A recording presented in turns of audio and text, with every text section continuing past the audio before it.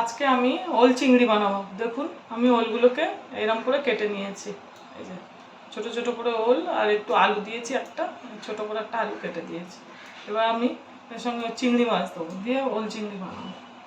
আমি এবার একটু তেল দিয়ে দেবো, দিয়ে চিংড়ি মাছগুলো হালকা করে ভেজে নেব।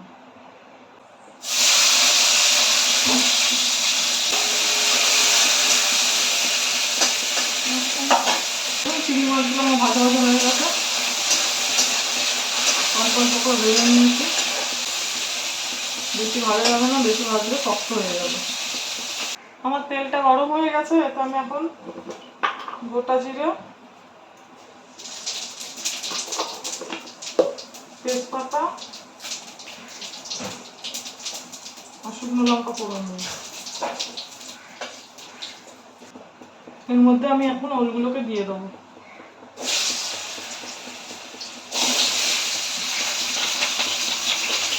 দিয়ে একটু ভাজা ভাজা করবো। দেখুন আমার ওলগুলো ভাজা ভাজা হয়ে গেছে।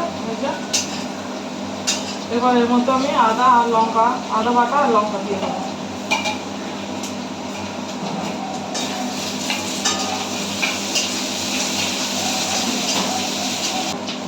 এর মধ্যে এখন আমি মশলা দেবো।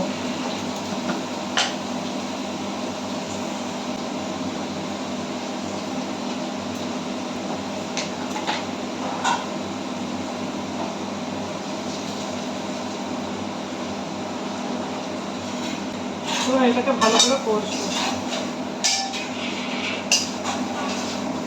এবার এর মধ্যে আমি চিংড়ি মাছগুলো দেবো।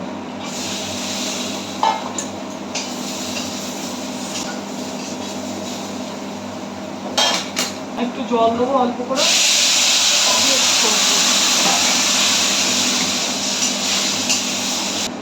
মশলাটা আমার ভালো ভালো হয়ে গেছে, এতে আমি আবার একটু জল দিয়ে ভালো করে ফোটাবো।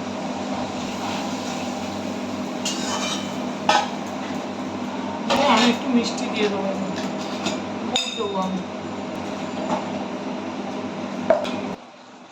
ওল রান্নাটা আমার হয়ে গেছে, দেখুন ঘন ঘন মতো হয়েছে ওলটা।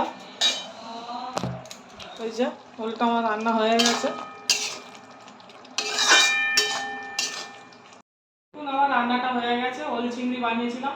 আপনারা ঘরে করে খেয়ে দেখবেন, ভালো লাগবে। আর আমার চ্যানেলটা লাইক, সাবস্ক্রাইব আর শেয়ার করবেন।